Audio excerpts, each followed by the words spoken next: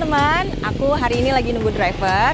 Aku mau latihan freediving dan aku mau ajak kalian untuk ikut keseharian aku latihan freediving sambil jawab pertanyaan-pertanyaan.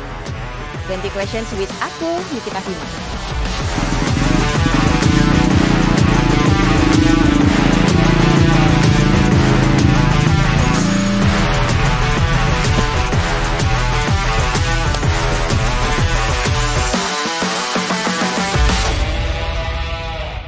Oke, aku udah jalan menuju ke Tribuana Dive Center. Ini adalah kolam terdalam se-Asia Tenggara. Dan di situ ntar aku akan latihan freediving. Jadi kita sambil jalan, sambil jawab pertanyaan-pertanyaan. Hal apa yang biasa dilakukan untuk memulai hari biar semangat sepanjang hari? Kalau aku biasanya bangun tidur, aku selalu rapihin tempat tidur. Karena ketika ngeliat tempat tidur yang rapi, aku jadi semangat. Jadi setelah itu baru aku ambil kegiatan lain, mandi, sarapan, dan yang lain. Apa lagu favorit Kanikita? Lagu favorit aku The Beatles, Let It Be. Kanikita percaya mermaid itu beneran ada di laut atau enggak? Jadi mermaid itu cerita rakyatnya tuh banyak, di setiap negara ada. Kalau ada cerita mermaid berarti pasti ada yang pernah ngeliat. Jadi aku percaya mermaid itu ada. Oke, aku sekarang mau istirahat dulu sambil kita jalan. Nanti kita jawab pertanyaan lagi ya.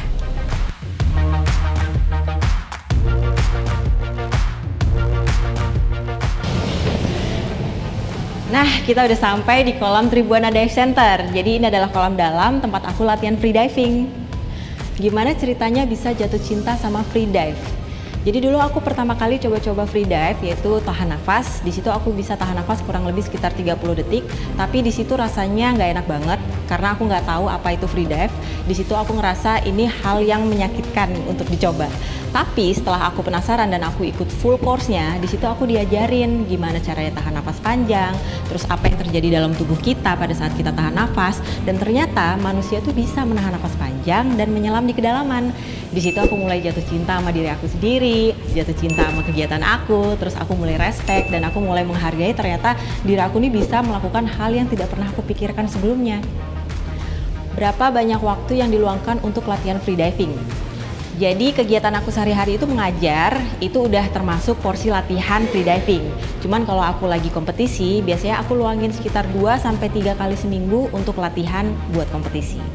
Nah, kita udah sampai, sekarang aku ganti baju dulu ya.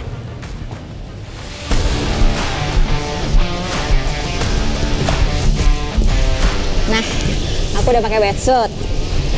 Jadi, pernah nggak sih ngerasa bosan dengan freedive? Karena ini kegiatan yang aku suka, jadi aku nggak pernah bosan sebenarnya. Capek iya, biasanya aku ngajar dari pagi sampai siang sampai sore itu capek banget. Tapi kalau bosan nggak pernah. Kalau latihan atau ngelatih freedive, barang apa saja yang wajib dibawa? Nah, ini ada nih, aku mau tunjukin barang-barang yang kita pakai pada saat kita freedive. Pertama, kita siapin masker. Ini buat bisa ngeliat di bawah air. Lalu snorkel, ini buat kita bisa bernafas di atas permukaan supaya kita bisa istirahat. Dan kemudian kalau udah pakai wetsuit kayak gini, biasanya badannya akan lebih ngembang, lebih ngapung. Jadi aku siapin weight belt. Jadi weight belt ini dipakai di sini, dipakai di pinggang bawah supaya kita nggak terlalu ngapung pada saat kita dive. Ini long fins. Seperti yang kalian udah pernah lihat, biasanya diver pakai kaki katak. Nah, kalau freedive ini dia long fin-nya lebih panjang daripada fins-fins yang biasanya. Ini untuk membantu kita buat berenang di dalam air. Untuk mahir freediving, berapa lama waktu yang dibutuhkan? Jadi beda-beda ya, tiap murid itu yang daftar, biasanya mereka dengan 2 kali sesi mereka udah bisa mahir. Ada yang butuh waktu berapa lama, sekitar seminggu atau 1 bulan, tapi rata-rata average murid itu mereka bisa melakukan freediving setelah kira-kira 1 bulan latihan rutin 2 kali seminggu. Tapi kalau untuk yang compete ke atlet, biasanya mereka butuh waktu 6 bulan untuk bisa mahir freediving. Oke, semua barang udah ready. Kita pemanasan dulu yuk.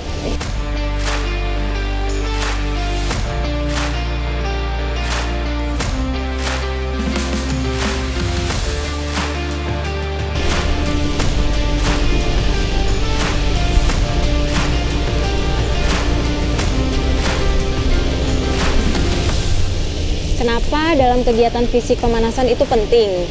Ya, jadi pemanasan itu penting dalam semua kegiatan fisik, terutama di freedive ini karena kita di air, kita butuh pemanasan supaya kakinya nggak kram. Karena kalau udah kram, kita susah buat naik ke atas. Tantangan apa yang sering dihadapi oleh freediver? Setiap freediver itu pasti menghadapi yang namanya tantangan untuk bisa rileks di dalam air, sama untuk mengequalisasi telinga. Yuk, kita nyebur yuk sekarang.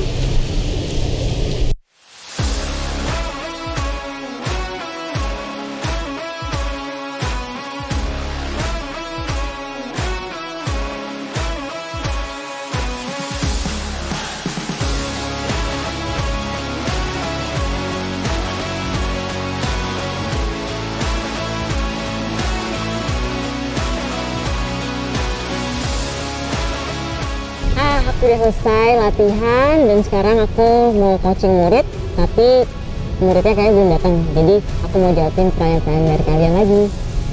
Bisa tahan nafas di air berapa lama? Aku bisa tahan nafas di air, rekor pribadi aku 5 menit, 20 detik. Seberapa sering freediving di laut lepas? Untuk latihan di laut lepas biasanya 1 bulan sekali. Di mana lokasi freediving yang paling berkesan? Buat aku yang paling berkesan itu di Dahab, Mesir, karena lautnya bagus, tenang, koralnya juga cantik-cantik. Kalau di akuarium hewan lautnya kan lebih jinak. Kalau di laut lepas ketemu hiu gimana, Kak? Jadi hiu adalah hewan yang paling kita cari kalau kita lagi nge-trip. Karena hiu kan memang hewan yang paling menegangkan ya. Tapi sebenarnya hiu itu tidak akan memangsa manusia.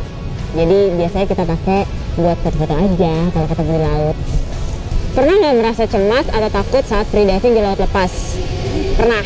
Jadi freediving di kolam aja udah lumayan berbahaya ya kalau kita nggak tahu safety prosedurnya, apalagi freediving di laut lepas yang kita nggak tahu situasi dan kondisinya dan nggak bisa kita kontrol. Nah, maka dari itu aku biasanya pilih asuransi supaya mengcover kegiatan ekstrim aku dan terutama di freediving. Penting sih asuransi. Pernah ada pengalaman buruk saat freediving nggak? Pernah. Jadi aku pernah blackout pada saat aku training. Untungnya ada instruktur yang tahu gimana caranya mengatasi orang yang blackout.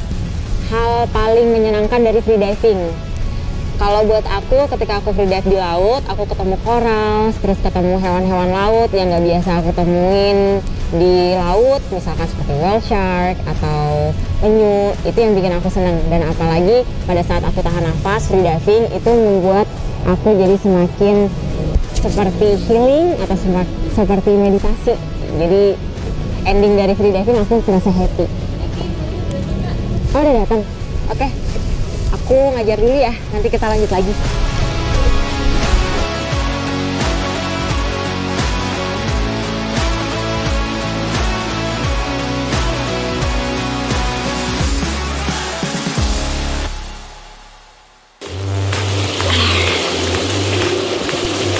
Akhirnya udah selesai juga kegiatan aku hari ini. Tadi udah latihan, terus udah ngajar coaching, dan sekarang aku mau siap-siap pulang. Keringin baju. Sebagai freediver pemula, apa yang butuh diperhatikan dan biayanya berapa? Oke, jadi untuk freediver pemula yang perlu diperhatikan itu adalah safety-nya pertama. Bagaimana kalian sebelum mulai freedive, jangan coba asal-asalan kayak di YouTube atau di Google. Jadi lebih baik kalian ke sekolah freedive, terus kalian belajar full course-nya supaya kalian tahu apa yang harus kalian lakukan dan yang harus kalian hindari pada saat kalian belajar freedive. Di range di sekolah freedive itu variasi antara 3 sampai 5 juta. Kenapa akhirnya memutuskan untuk menjadi coach freediving juga? Karena kegiatan aku udah sepenuhnya di air. Jadi mulai karir aku awal sebagai mermaid di akuarium, terus akhirnya aku dapat tawaran jadi model underwater, terus jadi videografi juga di bawah air, terus disuruh moto-moto juga di air. Jadi semua kegiatan aku, atlet juga di freediving, semua teman-teman juga pada nanyain gimana sih caranya. Jadi dari situ aku memutuskan untuk berbagi apa yang sudah aku ketahui di freediving. Apa titik pencapaian yang paling membanggakan sebagai coach? Ketika murid-murid mereka udah bisa berkembang dan lebih maju. Jadi apa yang udah aku share, ilmu dan pengetahuan tentang freediving, terus menjadi bekal mereka untuk bisa lebih maju, dan mereka bisa memanfaatkan ilmu yang sudah aku bagikan untuk alat sebagai mereka, entah itu mungkin sebagai fotografi atau mungkin sebagai atlet, mereka bisa ke jenjang kompetisi, atau mungkin sebagai mata pencaharian mereka untuk di bawah air. Jadi itu yang benar-benar bikin aku bangga. Oke guys, makasih ya udah ngikutin aku hari ini. See you.